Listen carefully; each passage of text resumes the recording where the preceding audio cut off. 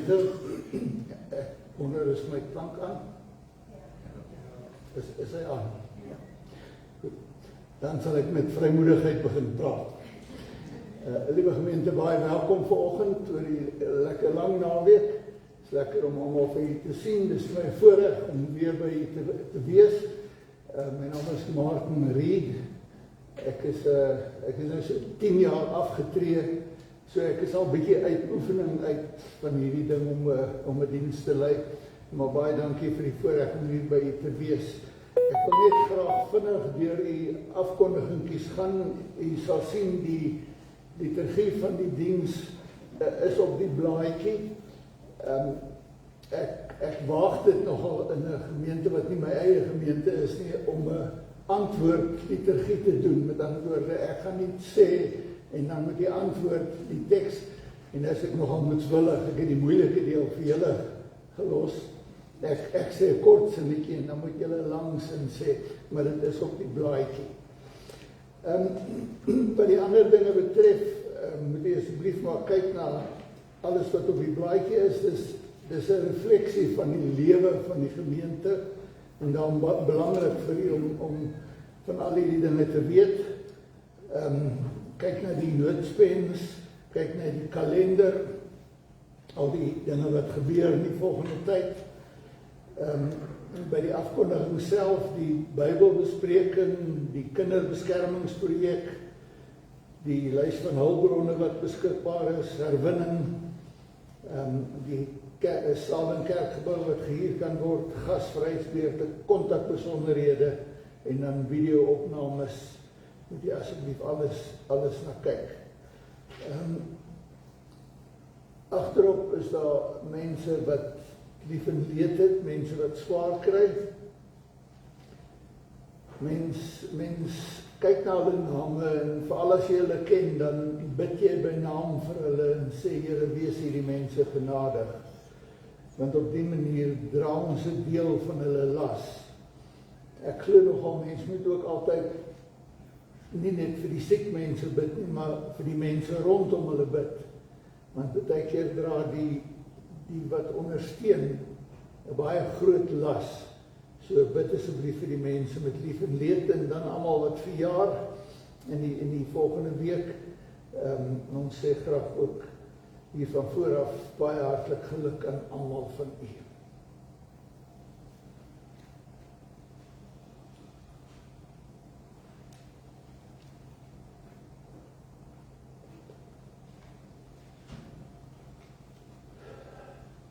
Die Here is my lig en my redding.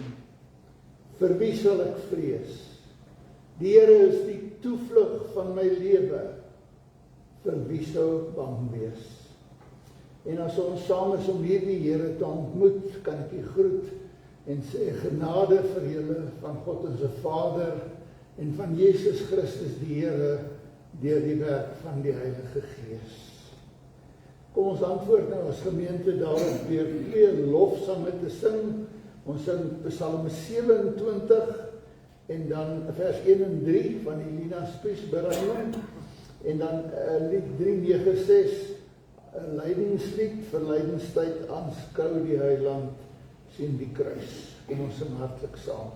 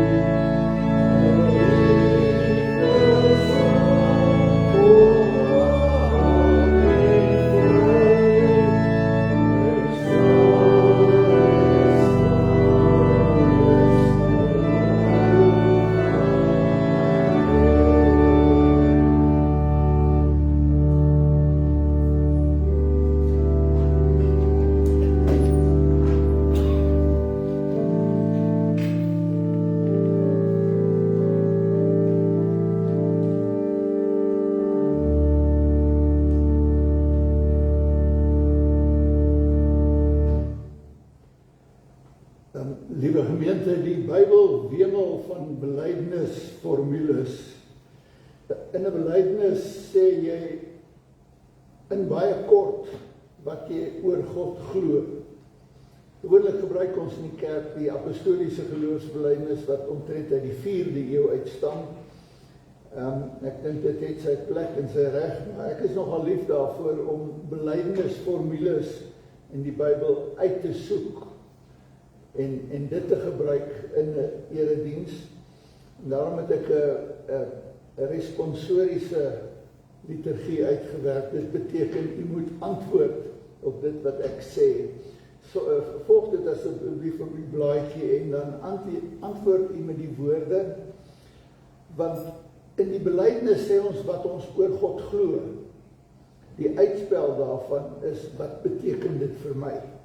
Watter effek het dit op my lewe? Dan wil ek graag hê u moet die uitspel daarvan doen, die moeiliker en die langer gedeelte. Kom ons kyk of ons dit kan regkry. U kan volg op die blaadjie, ek dink is op die skerm ook hierbo. Die Here is my herder.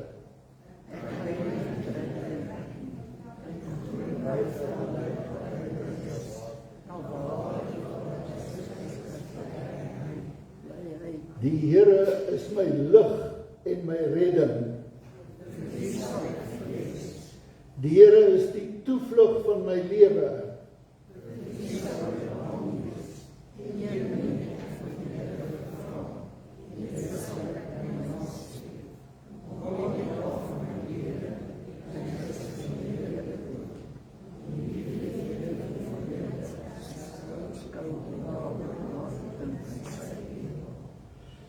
Na u Here hunker ek.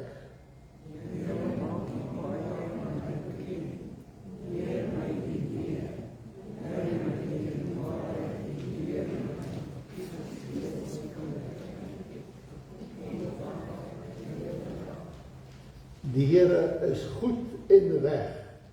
Daarom leer hy sondaars die pad. Omdat ons tog ook as Christene dit bely, gaan ons nou 'n lied sing om die Christelike betekenis van ons geloof te bevestig. Lied 451, kom ons sing al 3 verse daarvan sommer sittende en dan gaan ons voort met die diens.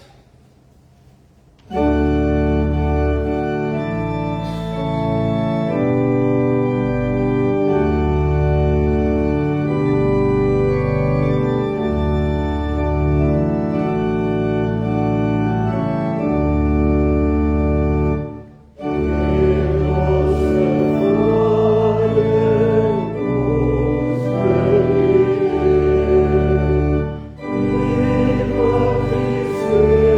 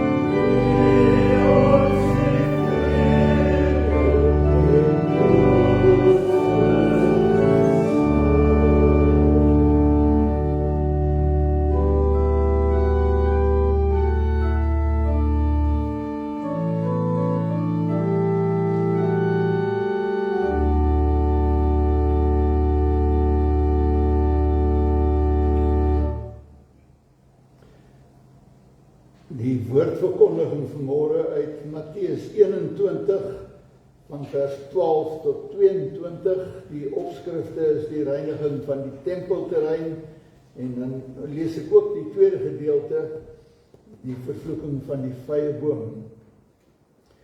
Voordat ek dit vir u lees en daaruit vir u woord bring wat op my hart gelê is, gaan ons eers saam bid. Kom ons maak die oë toe en ons vra die Here om self te praat deur sy woord. Here, ons glo dat u woord deur u geïnspireer is. En daarom vra ons nou veral dat u dit ook 'n inspirerende woord sal maak, wat ons lewens nuwe lewe inblaas, wat ons aanspreek en aanraak diep in ons harte, in ons gedagtes en in ons doen en late. Ons wil graag erken dat u groot en goed en onbeskryflik mooi is, soos wat Psalm 27 sê. En daarom wil ons in verwondering voor u staan en u loof en prys, maar ook in verwagting om te hoor wat u van ons verwag. Ons vra dit in Jesus se naam. Amen.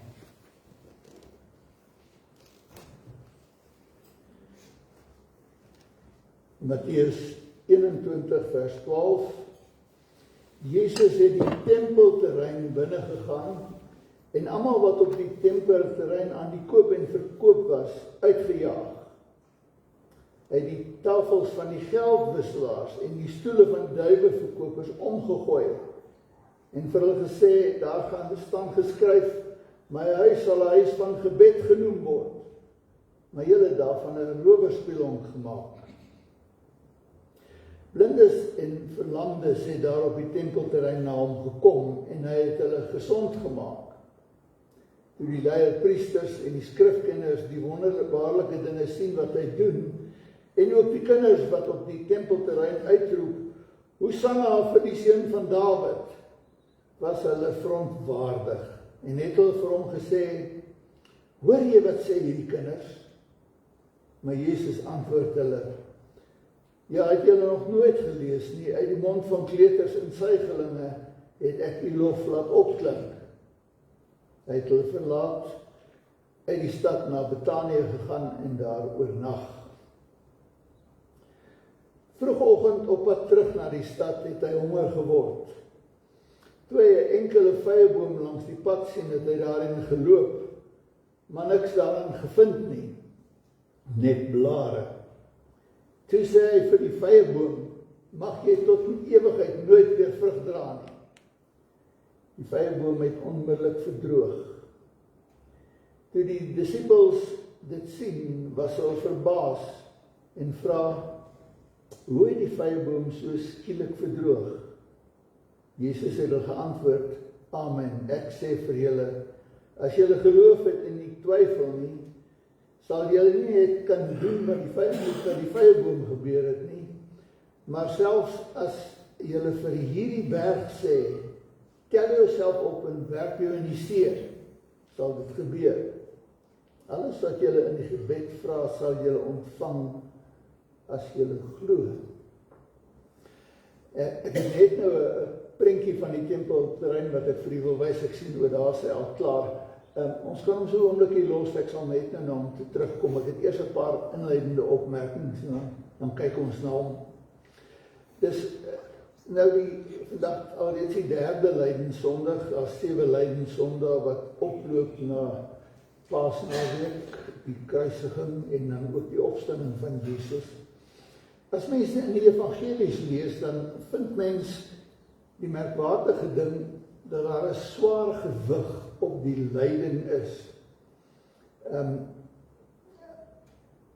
Ek lees in een van die mooi boeke oor Jesus van Philip Yancey, hy sê, as mens Jesus se lewe vergelyk in die evangelies met groot biografieë wat oor mense geskryf is, dan vind jy dat selfs by iemand soos president Kennedy wat vermoor is en Gandhi wat vermoor is, is die beskrywing van die dood nooit meer as 10% van die biografie nie. Maar in Jesus se geval is dit asof dit eenvoudig die oorwig is. Minstens 40% van die evangelies gaan oor die lyding van Jesus. Dis asof die evangelies eintlik lydensgeskiedenis is met 'n stuk inleiding, verskillende lengtes inleiding, maar dis eintlik 'n lydensgeskiedenis. Daarom moet ons in die kerk, veral as Pasen naderkom, ook nie vinnig oor die lydensgeskiedenis glip nie, maar liewer stadiger gaan en stil staan daarby en toelaat dat dit op ons inwerk. Tweede inleidende opmerking wat ek wil maak is, ons sien in hierdie gedeelte nogal 'n bietjie 'n vreemde kant van Jesus. As ons die idee van Jesus het, en eintlik het almal van ons wat met kinderbybels groot geword het 'n bietjie hierdie idee, dat Jesus is, nou moet ek dit maar in Engels sê, gentle Jesus, meek and mild. Geef die Engels, maar dit sê dit vir my so mooi. Jesus is hierdie ongelooflik sagmoedige een, wat net goed en mooi en vriendelik is. As ons nou in hierdie gedeelte kyk, dan is sy optrede by die tempel so 'n bietjie anders as dit. Jesus kan baie duidelik ook kwaad word. Ek sê nie hy het in woede opgetree nie, maar sy woede oor wat verkeerd was, het hom gemotiveer om die mense uit die tempel uit te jaag. Oor die redes daarvan, ja, dis baie interessant. Van tevore was die handelaars eintlik buite die tempel gewees. Kyk, as jy na die tempel gegaan het, eenmaal per jaar, 2 maal per jaar, dan het jy 'n diertjie gevat om te offer, om vir die Here te sê, ek behoort aan U. En hierdie lammetjie wat ek offer, gee ek van myself, ek gee daarmee myself eintlik vir U. Maar ek gee dit in my plek as 'n offer aan U. Maar daar was al streng reëls gewees oor die offers. Jy mag nie 'n dier met enige gebrek daaraan gebring het nie. En wat baie keer gebeur het, die priesters was die inspekteurs wat by die deur gestaan het en die offers ondersoek het en gesê, nee, hierdie diertjie lyk 'n bietjie te mankoliek. Jy kan nie dit in die tempel, ons kan nie dit in die tempel toelaat nie. En dan was jy in die moeilikheid, want jy het daar lank geloop om by die tempel te kom, miskien het die arme diertjie mankoliek geword op pad na die tempel toe. En toe het hulle 'n goeie oplossing daarvoor gevind, maar sê, maar jy kan nie by die tempel 'n lammetjie, of as jy nou regtig arm is, 'n duif koop om te offer in die tempel. Maar nou ja, in die tempel, dis nou 'n plek wat aan die Here behoort, kan jy nie enige munte gebruik nie. Munte het gewoonlik die keiser se kop op. En dis nou vir 'n Jood baie aanstootlik om 'n afbeelding van iemand in die tempel in te bring. Maar daar was Tyriese munte beskikbaar gewees, sonder enige afbeelding van 'n mens op. So die reëling by die tempel was, jy kan jou diertjie saambring, maar vat die risiko dat hy nie gaan goed genoeg wees nie, maar kom koop hier ene. Ons het al vir jou beskikbaar by die tempel, hier by Annas se tafels. Annas was die hoofpriester se skoonpa, en dis hoe die mense die handelaars genoem is, by Annas se stalletjies. En jy kom koop, maar dan betaal jy so 'n bietjie meer vir die diertjie, en dan moet jy nou nog regte geld gebruik, en die Tyriese munte was nie eintlik in omloop nie. Maar jy kon dit by die tempel omruil, teen 4 keer die prys. So dit was baie goeie besigheid geweest vir die hoëpriester hierdie. Maar nou verstaan jy, vir al die arme mense, wat nouliks 'n offerdier kan bekostig, kom by die tempel, dan word hulle offerdier afgekeer, en dan moet hulle aan die een koop vir 4 keer die prys, want hulle moet nog aan geld ruil, by die wisselaars vir hulle 4-dubbel voorvra. Daarom reageer Jesus met ongelooflike woede, en sê, my huis moet 'n huis van gebed wees, het God gesê. maar julle maak dit 'n rowersnes. En dan selfs as Jesus nou by die tempel lam mense gesond maak, lammes en blindes, het dit die leiers van die volk ook eintlik geïrriteer. Hoekom? Kyk, daar was 'n skeiding in die tempel, en aan die buitekant mag die voorhoof van die heidene, daar mag almal kom. Maar dan was daar trappies op en daar baie duidelike borde gestaan, hiervandaan mag geen heiden verder gaan nie. Jy mag nie die tempelterrein self betree nie. So as Jesus nou mense wat blind en lam is, gesond maak, dan beteken dit hulle mag nou ook met die trappies opgaan. Hulle mag nou verder in die tempel ingaan. Eintlik as jy na die tempel op die skerm kyk, dis nie so baie duidelik nie. Ek het 'n laser lig, ek weet nie of hy sterk genoeg sal wees om te skyn daar nie. Kom ons kyk. Ja, daardie gedeelte en hierdie gedeelte hier was die sogenaamde voorhof van die heidene. Daar mag alle mense ingekom het. Daardie gedeelte daar was die voorhof van die vroue. So in die Joodse denke was die vroue daarin belangriker as die heidene. Die Romeine het dit andersom gehad. Maar die Jode het gesê daar is 'n voorhof vir die vroue, dan is daar 'n voorhof vir die manne daar. Dis eintlik streng gesproke nou eers regtig tempel. Die res was die tempelterrein, soos die nuwe vertaling ook sê. En dan kry mens dan nog daar die heilige, waar net die priesters mag kom, en die allerheilige, daar heel op die punt, waar net die hoëpriester 1 keer per jaar mag kom, tydens die groot versoendag, of wie ook al geloot is om daar te mag kom. En natuurlik moet jy dan natuurlik ook net weet, in hierdie hoek is die burg Antonia. Dis waar Herodes gebly het. Kyk, hy was ook daar om te kyk wat aangaan. Hy moes sy hand daarin hê, want die politiek en die godsdienst is nog deur al die eeue vermeng. So, Herodes het vir die tempel gebou, maar hy daar gebly. Of dit was in elk geval tydens die feeste, het hy daar kom bly, andersins het hy elders in die land gebly. Maar hy het dan gesorg, hy is naby om te kyk wat gebeur. Dankie, jy kan nou maar die prentjie van die skerm afgooi, net nou trek en dan weer die aandag van die preek af, en dan het jy verskoning om dit nie te onthou nie. My vraag waarmee ek geworstel het, is hoekom het dit so gewerk, dat die mense hom uitgeroep het, Hosanna vir die seun van Dawid, met groot vreugde. En binne 'n paar dae het hulle gesê, kruisig hom, weg met hom. Nou weet ons, hulle is opgesleep deur die leiers het nie van hom gehou nie, maar ek vermoed daar was ook in Jesus self se optrede iets wat net vir die mense te veel was. Sê, dit kan ons nie hanteer nie. Ons weet Herodes het vir ons die tempel gebou, en hy is eintlik net halfpad 'n Jood. Maar ons is dan baie dankbaar vir die tempel. Dit is 'n geweldige groot ding vir ons om hierdie tempel te hê. Maar wat Jesus nou doen, is hy maak die tempel skoon en sê dit moet 'n plek van gebed wees. Met ander woorde, dit gaan oor die ontmoeting met God. Maar dan doen hy nog iets, en dis daarom dat ek die hele gedeelte gelees het, tot by die wonderwerk oor die vyeboom.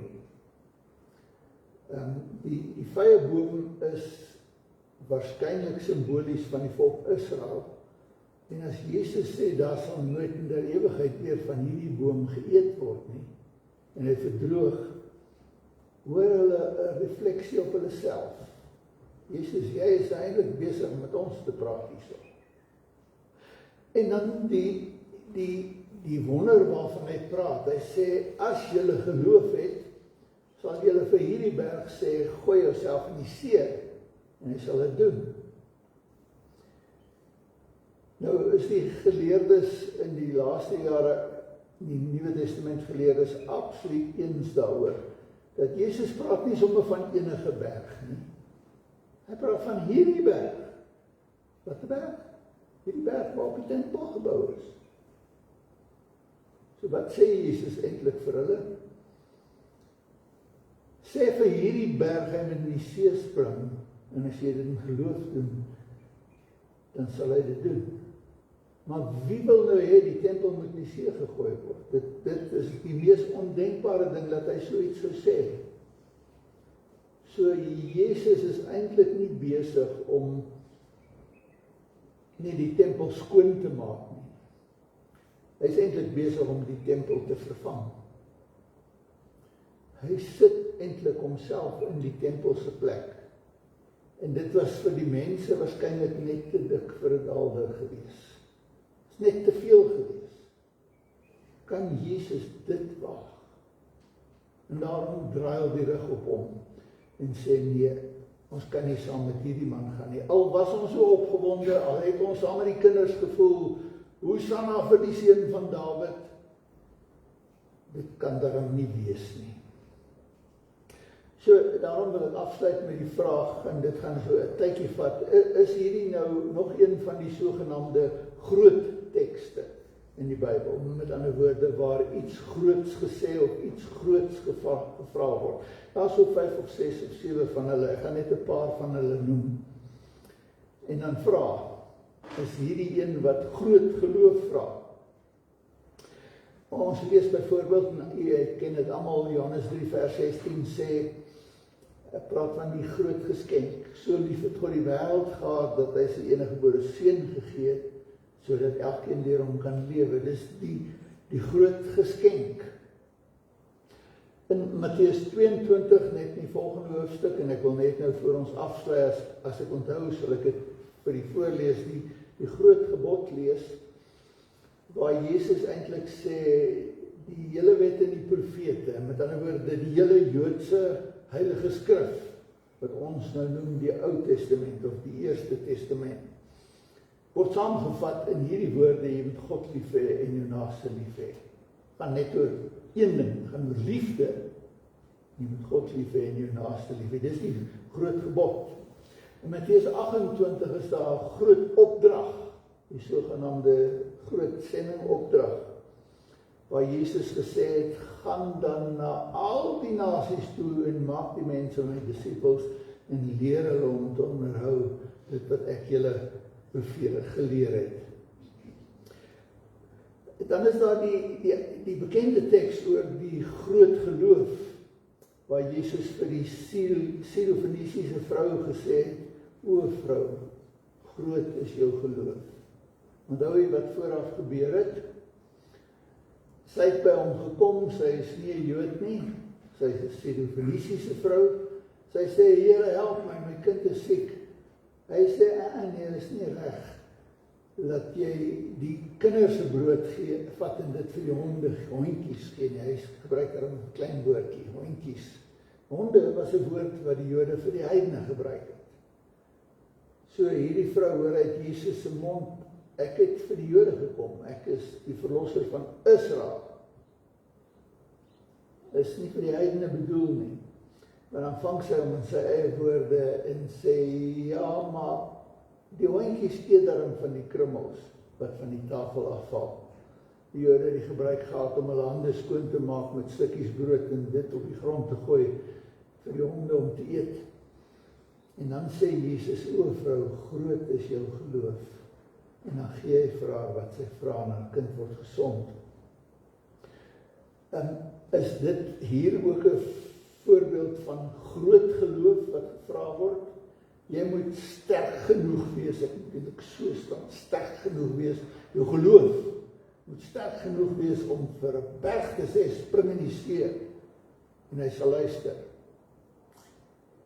Dink nie heeltemal so nie, ek dink, dis eerder die groot wending, die groot verandering, wat Jesus maak.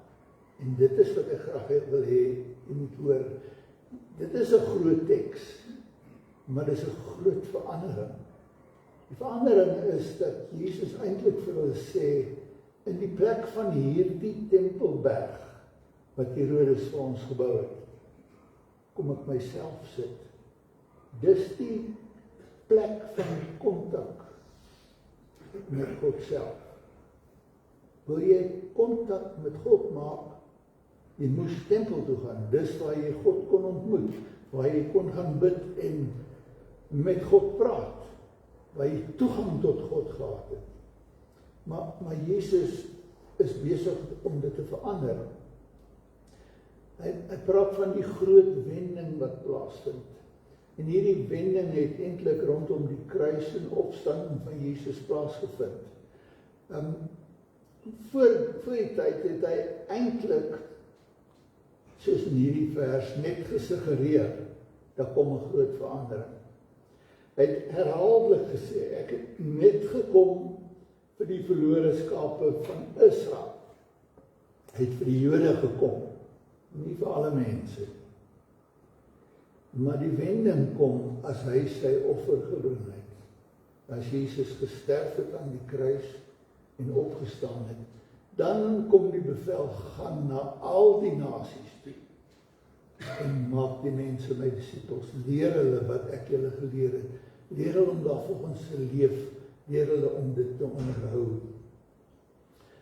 So hierdie gedeelte is een van die groot tekste, maar hy vra nie groot kragtige geloof nie, hy vra geloof wat 'n groot verandering kan hanteer. Nou weet jy, ons hanteer veranderings nie eens goed nie. As daar in die politiek verandering kom, dan sukkel ons almal daarmee. Ons sukkel al na 30 jaar nog steeds met die politieke verandering wat in 92 gebeur het. Nog steeds moeilik vir ons. Ons hanteer nie veranderings goed nie. Maar hierdie verandering wat Jesus hier maak, moet ons toch oor bly wees. Hoekom? Baie eenvoudig, ons is nie Jode nie. Baie min van ons is Jode. Amper seker dan van ons almal Afrikaners wat hier is. Feitelik almal. So hoe die evangelie by ons uitgekom, hierdie wending moes plaasvind. Hierdie verandering moes kom, hierdie massale verandering waar Jesus eintlik gesê het, sê vir hierdie berg waar op die tempel staan, wat die ontmoetingspunt met God is, hy kan maar in die see spring. So ons moet die verandering maak om te sê, daar is nie 'n plek waar ons Jesus, waar ons God kan ontmoet nie. Die plek is as te ware my eie liggaam. Want die Nuwe Testament sê toch duidelik, jou liggaam is 'n tempel, dis nou weer Paulinies, maar hy sê jou liggaam is 'n tempel van die Heilige Gees. God woon in jou. God is so naby aan jou, soos die asem wat jy in en uithaal. So naby is God aan jou. Dis eintlik die wending wat Jesus bring met sy offer. Maar om dit reg te kry, moes hy ongelooflik, kan ek dit nou maar weer in Engels sê, hy moes ongelooflik suffer.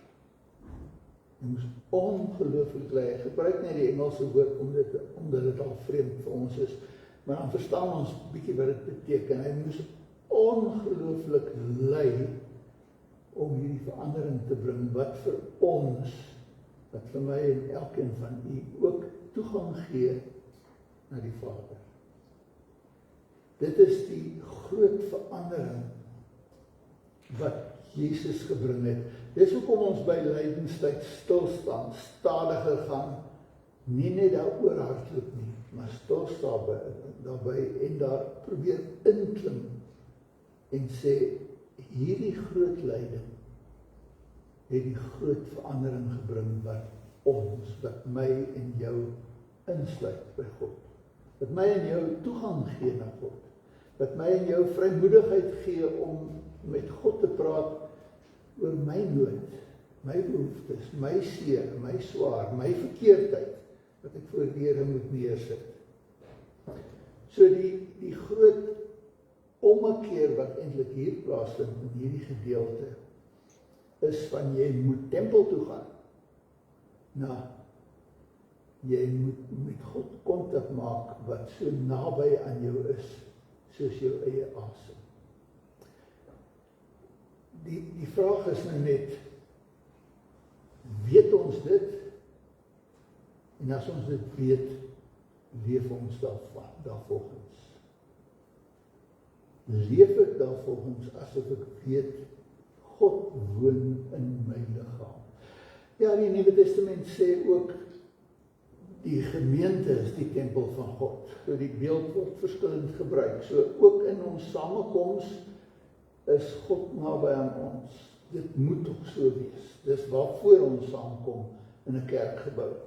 Al word 'n kerk nie 'n tempel nie, maar in die samekoms is God naby ons. Maar weet u en leef u daarvolgens dat hy so naby aan u is, soos die asem wat u haal. So op 'n manier wil ek sê, hoe naby voel God vir jou, aan jou? Dis die ding waaroor hierdie gedeelte gaan. Hoe naby voel God vir jou, aan jou? En nou weet ek, ons gaan baie keer deur traumatiese tye en swaar kry, en dan voel die Here ongelooflik ver van jou af. Of jy gaan deur 'n periode wat jy sukkel met die geloof en worstel daarmee en sê, ja Here, ek sukkel om te glo in U. Hoekom werk hierdie dinge so uit? In ons lewe, of in ons land, of in my lewe, in my familie. En ek sukkel om die teenwoordigheid van die Here te beleef. Maar hierdie gedeelte sê, die Here is so naby aan jou soos jou eie asem. Glo dit. Dis die groot geloof wat van ons gevra word. Dat ons sal besef, God is nie in die tempel in Jerusalem nie. God is nie ver weg op een of ander plek waar jy op 'n pelgrimstog heen gaan nie. Ag, jy kan maar as jy wil op die Camino gaan stap, kan jy dit gerus gaan doen, wonderlike ervaring, maar God is nie daar nie. God is hier. God is by jou. Jy mag hier die vrymoedigheid neem om met God te praat.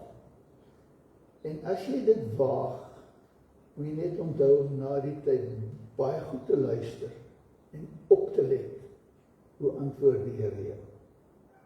Want as ek dit waag om met God te praat en nie verwag dat hy iewers my 'n antwoord gaan gee nie, dan het ek hierdie groot geloof nog nie. Dan het ek hierdie draaipunt nog nie gemaak nie. Maar as ek dit waag om met God te praat en te verwag dat ek 'n antwoord sal kry. Nie altyd die antwoord wat ek wil hê nie. Baie keer stuur die Here my in 'n ander rigting as wat ek wil. Maar as ek dit waag om met God kontak te maak en dan te wag en te luister op sy antwoord, dan het jy die skuif gemaak. Dan het jy hierdie groot geloof waarvan Jesus praat, wat groot genoeg is om vir die tempel te sê, spring in die see, ek het jou nie meer nodig nie, want God is nou by my. God is beskikbaar in my lewe, maar dit is ook God wat beskikbaar is. So ek moet ook in eerbied leef voor die aangesig van die Here, elke oomblik van my lewe. Amen. Kom ons bid nou saam. Here onse God, dankie dat ons na hierdie woord kan luister en dat ons so 'n bietjie te mekaar gekrap kan word daardeur en tog ook uitgenooi en uitgedaag kan word om saam met U te lewe. Dankie dat ons voor U aangesig kan lewe, elke oomblik van ons lewens. Vergewe ons dat ons so maklik van U vergeet, Here, en soms dinge aanvang. As ek in die verkeer is en iemand irriteer my, dan wil ek nie graag rustig leef nie. Maar vergewe ons daarvoor, Here, maar wil U tog in ons en by ons wees, sodat ons kan lewe tot U eer. Sodat mense wat ons sien iets van die van die glans van u heiligheid en heerlikheid en goedheid en skoonheid in ons kan sien deur die Gees wat in ons woon. Ons vra dit alles in Jesus se naam. Amen. Ons slotlied is lied 445, net die enkele vers en daarna spreek ek die seën uit en die antwoord met die amen.